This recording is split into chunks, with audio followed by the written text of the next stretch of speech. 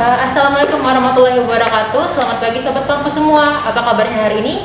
Kami harap sobat kampus semua dalam keadaan sehat walafiat, tetap semangat, tetap menerapkan perilaku social distancing, tetap memakai masker dan rajin mencuci tangan. Seperti kita bertiga nih, walaupun kita bertiga sedang live di Instagram Puskesmas Kampus, kita tetap menerapkan social distancing dan memakai masker.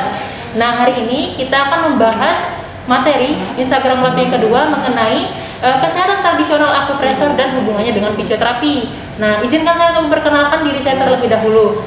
Jadi, saya Nima Safira, saya merupakan dokter internship yang sedang bertugas di Puskesmas Kampus. Hari ini, saya akan bertindak sebagai moderator dalam mengawal dua narasumber kece kita. Yang pertama ada Umiana dan ada Adi Devi. Nah, mereka berdua merupakan fisioterapis dan terapis akupuntur yang bekerja di Puskesmas Kampus. Nah, jadi izinkan saya memperkenalkan pertama Umi dulu ya, Umi ya. Nah, jadi Umi Yaya ini merupakan sudah di Puskesmas Kampus sejak tahun 2014 hingga 2020, Umi ya. Jadi sudah 6 tahun nih bekerja di Puskesmas Kampus sebagai terapis, terutama terapis akupresur. Nah, Umi Yaya ini setelah belajar kesehatan tradisional sejak tahun 2011. Jadi jam terbangnya sudah tinggi, sudah ribuan pasien nih yang telah ditindaklanjuti oleh Umi Yaya. Bukan cuma pasien saja, tapi rekan-rekan kita juga di Puskesmas Kampus juga banyak yang Umi Yaya yang berobat ke Umi ya. Katanya sih langsung merasakan efeknya setelah satu kali di terapis, terutama terapis akupresur.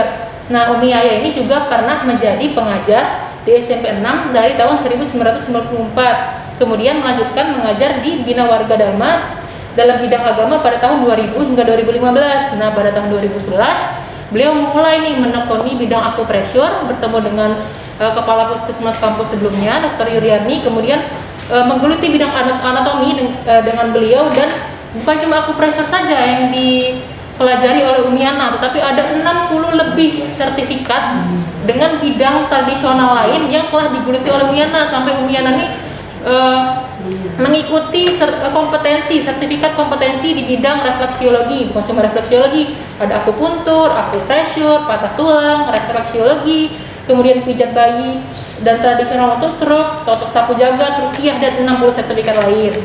Nah, kemudian narasumber kita yang kedua nih ada Yu Devi Oktarina. Yu Devi Oktarina ini juga merupakan di Puskesmas Kampus. Dia merupakan penanggung jawab bidang kesehatan tradisional ya, Yu ya, di Puskesmas Kampus. Nah, Yu Devi ini merupakan lulusan Stikes Muhammadiyah yang belajar dari tahun 2002 hingga 2005. Kemudian bekerja di Puskesmas Kampus dari tahun 2017 hingga 2020. Beliau merupakan lulusan dari Rumah Sakit Bayu Mansir di Muba. Jadi kita lanjut saja ke inti acara kita, yaitu mengenai kesehatan akupresur dan bidangnya dalam fisioterapi. Nah, kan ada akupresur nih judulnya, ada juga fisioterapi. Jadi saya mau nanya nih yang pertama dengan Yu Devi dulu. Yu, sebenarnya fisioterapi dan kesehatan tradisional itu perbedaannya apa dan bagaimana hubungannya di Puskesmas Kampus itu, hubungannya bagaimana Yu Devi? Mungkin Yu Devi bisa dipersilahkan untuk menjawab. Sebelumnya kalau ada yang nanya soal perbedaan ya antara fisioterapi dan kesehatan tradisional tentu berbeda. Jadi fisioterapi merupakan satu pelayanan secara medis, sedangkan kesehatan tradisional pelayanan dalam bentuk tradisional. Oke, mungkin dalam hal ini saya akan lebih menjelaskan. Jadi saya memiliki dua tugas dan tanggung jawab yang diberikan oleh Kepala Puskesmas Kampus, yaitu pertama sebagai tenaga fisioterapi yang melakukan pelayanan fisioterapi, dan yang kedua sebagai penanggung jawab program kesehatan tradisional. Jadi untuk menemukan perbedaannya, kalau kesehatan tradisional merupakan suatu ilmu ya, ilmu yang didapat dari pelatihan dan juga dari turun-temurun yang diberikan secara tradisional. Ya seperti contoh akupresur, akupuntur, pijat atau masas. Sedangkan kalau untuk fisioterapi sendiri, suatu bentuk pelayanan kesehatan yang ditujukan oleh individu dan kelompok di dalam memulihkan, mengembangkan dan memelihara gerak dan fungsi. Jadi untuk pelayanan fisioterapi sendiri di Puskesmas Kampus juga sudah lengkap. Kami juga memiliki alat seperti ultrasound dan infrared radiation. Jadi kalau ditanyakan apa sih perbedaan antara kesehatan tradisional dan fisioterapi, jadi sudah saya jelaskan sangat berbeda.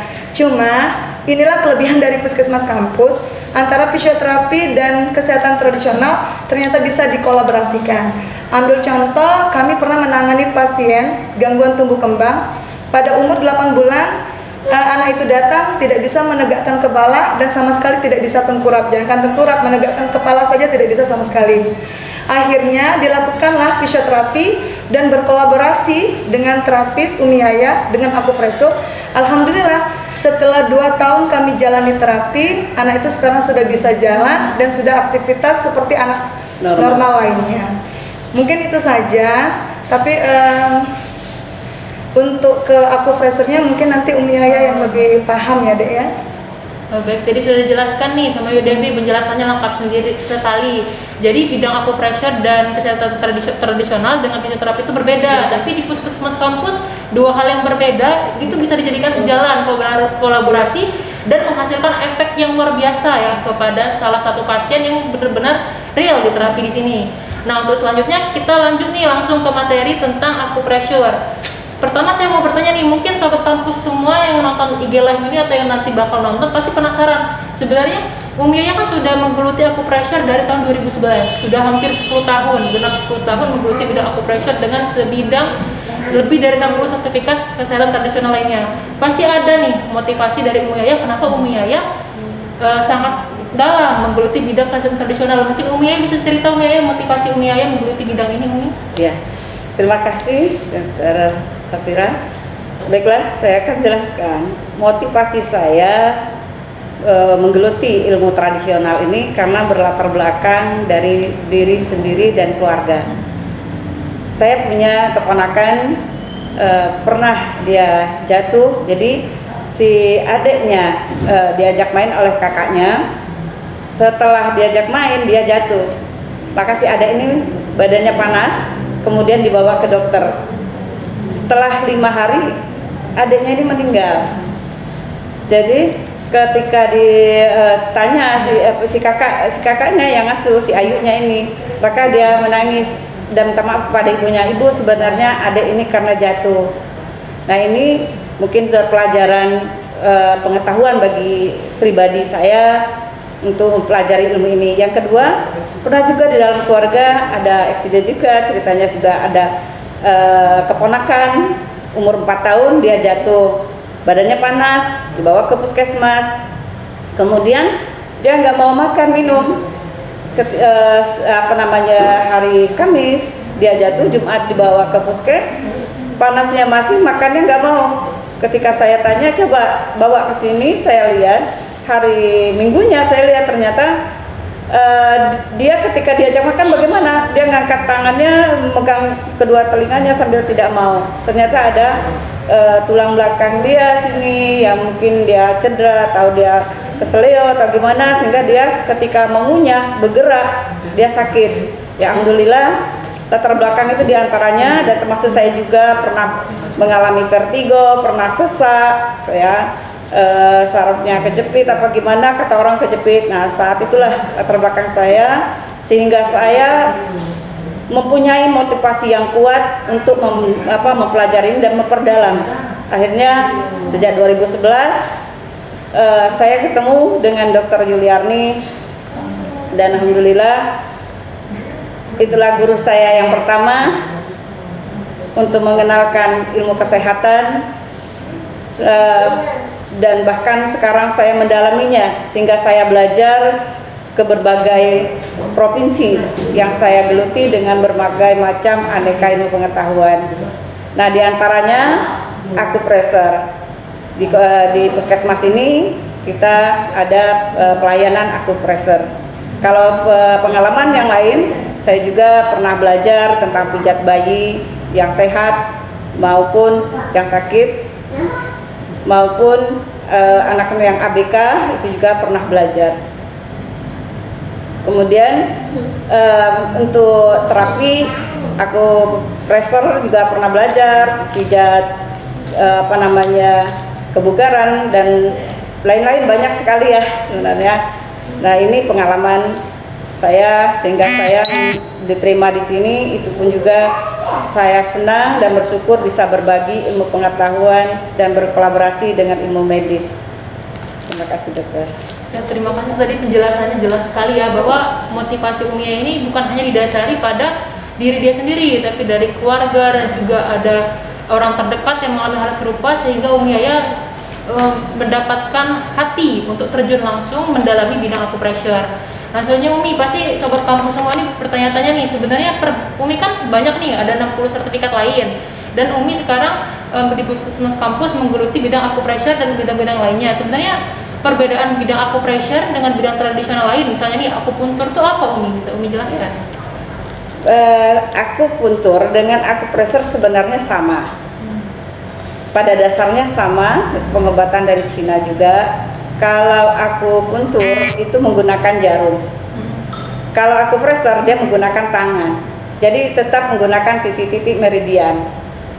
Lain kalau dengan refleksologi itu menggunakan juga ada alat bantu. Ya, seperti kalau belajar ilmu patah tulang itu juga mungkin ada pengobatan secara tradisionalnya, ada tambahan alat-alatnya juga, kaminya yang tradisional yang saya pelajari. Kemudian bayi juga pelajaran juga begitu. Jadi sebenarnya perbedaannya pengobatan acupressure dengan pengobatan yang lain itu sama-sama, intinya pengobatan tradisional yang selain daripada medis itu, dokter. Jadi walaupun banyak bidang, tapi intinya pengobatan tradisional itu tujuannya sama dengan pengobatan medis, yaitu untuk tindakan mengobati, mencegah, dan juga upaya promotif yang biasa kita lakukan di puskesmas ya, Umi ya. Kemudian pasti banyak yang bertanya lagi nih, Umi, acupressure itu kan ada titik-titik meridian nih yang ditekan untuk mengobati atau mencegah berbagai penyakit. Nah, untuk manfaatnya sendiri acupressure ini apa Umi? Bisa tidak digunakan pada pasien atau penderita yang sakit seperti apa, maupun untuk orang sehat itu bisa tidak digunakan. Kemudian terutama kan di masa pandemi ini banyak nih yang pasien-pasien yang terduga COVID yang misalnya mengeluh batuk, pilek, kemudian demam, nyeri kepala, itu bisa tidak digunakan pada pasien-pasien seperti itu. Manfaat dan kegunaan acupressure pada pasien dengan seperti apa Umi? Mungkin bisa Umi jelaskan Umi? Ya. Manfaat acupressure itu digunakan bisa untuk meningkatkan imunitas pada saat seperti ini. Ya, ada titik-titik tertentu yang dijadikan pijatan sebagai untuk menguatkan imunitas. Kemudian juga kalau dia ada keluhan ya sifatnya masih yang belum mengkhawatirkan ya, seperti batuk, pilek yang masih belum mengkhawatirkan, hanya sekedar batuk atau pilek, itu bisa kita tangani dengan acupressure. Jadi ada pijat-pijat tertentu juga untuk mengatasi baik batuk maupun pilek atau yang lainnya juga. Jadi banyak ya manfaat acupressure itu ya, bukan hanya untuk pengobatan, pencegahan, kemudian memberikan rasa enak, meningkatkan imunitas dan lain-lain, banyak ternyata ya fungsi dari pengobatan tradisional acupressure.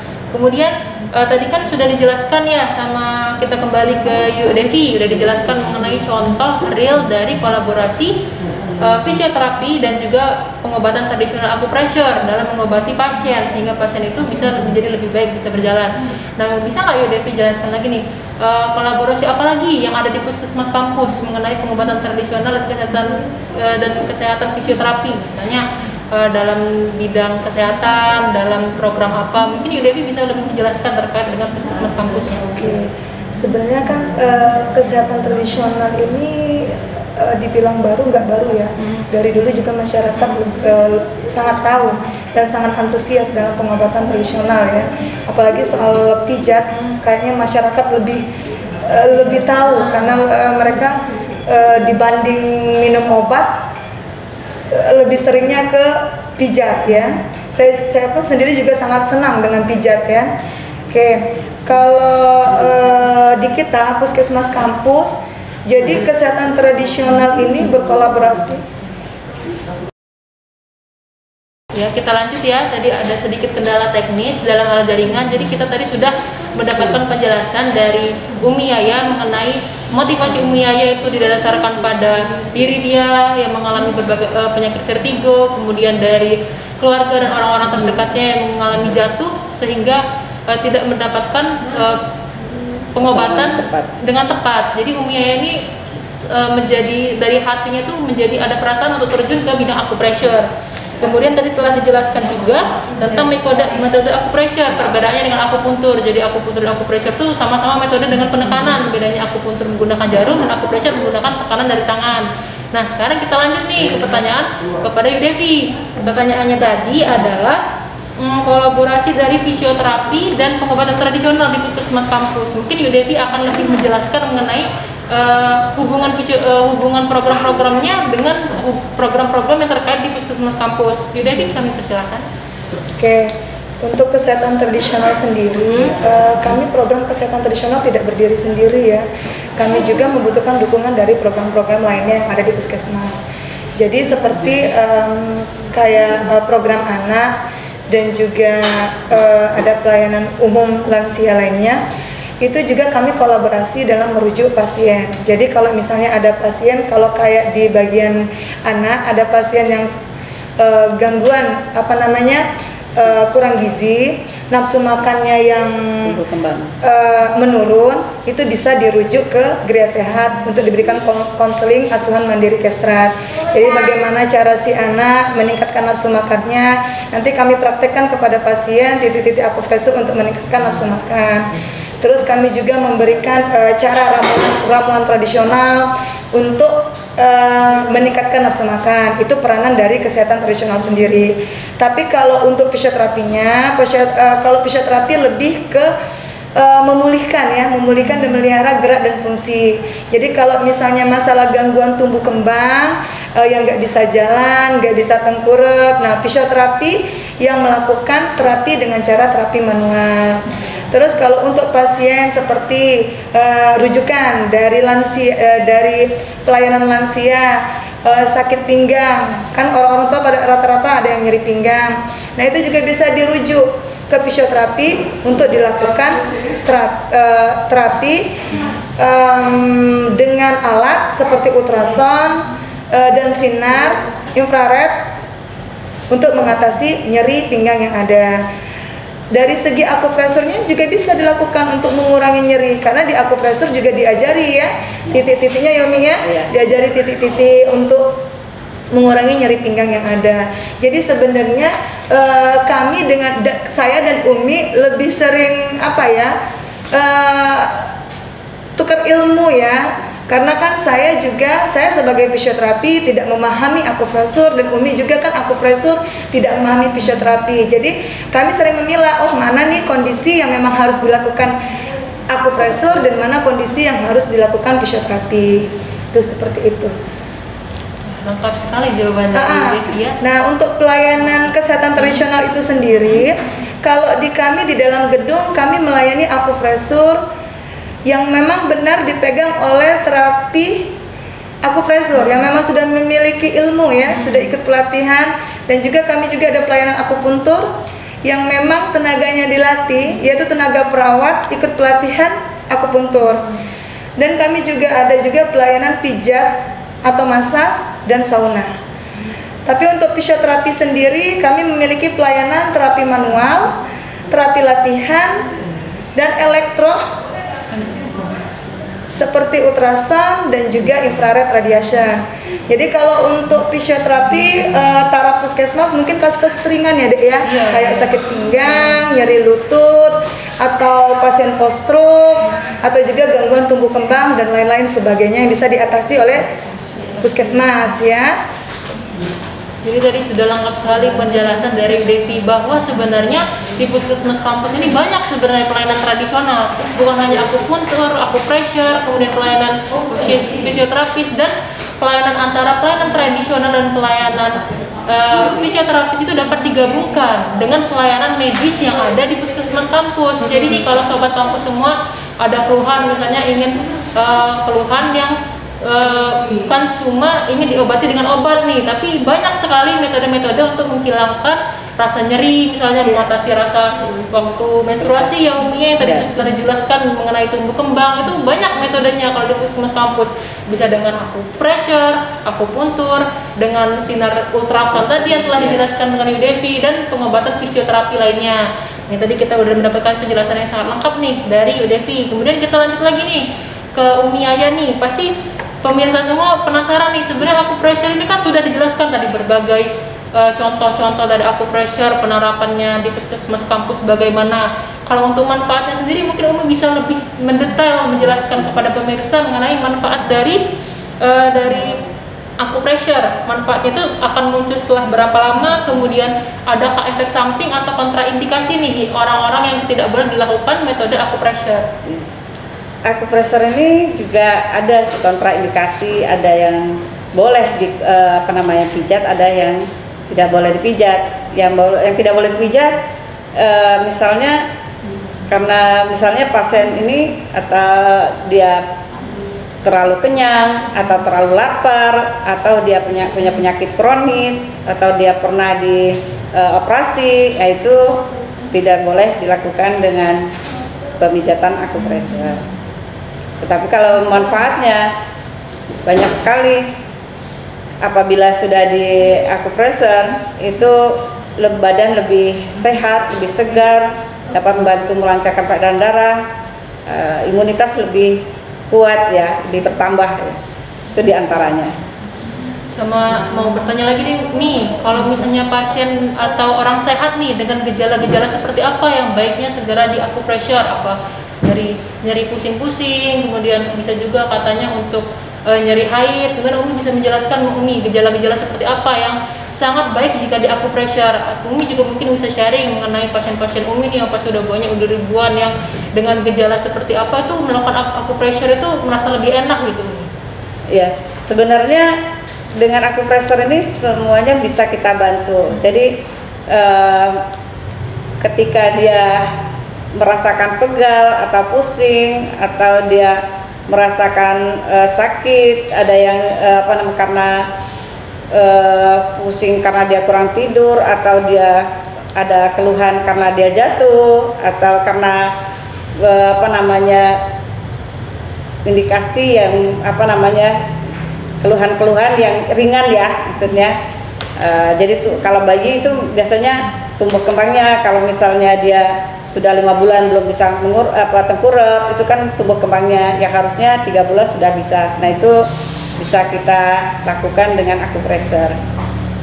Jadi nih bagi pemirsa sobat kampus yang punya keluhan nyeri, baik itu nyeri kepala, nyeri karena sakit saraf Umia, atau nyeri-nyeri yang lain, terus juga untuk tumbuh kembang anak, itu bisa Umia dilakukan pengobatan akupressure, datang ke puskesmas kampus. Jadi kan udah dijelaskan nih banyak manfaat dari akupressure, banyak manfaat dari penyakit tradisional lain.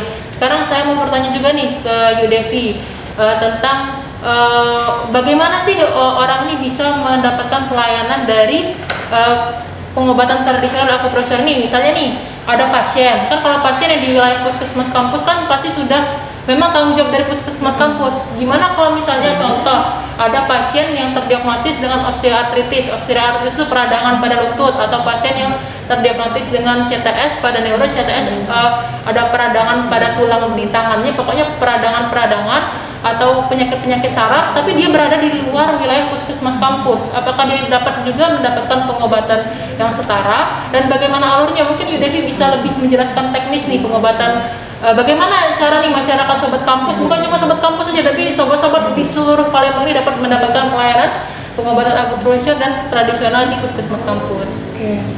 Ya, untuk masyarakat baik di wilayah kita ataupun di luar wilayah kita sama-sama boleh mendaftar, atau boleh juga mau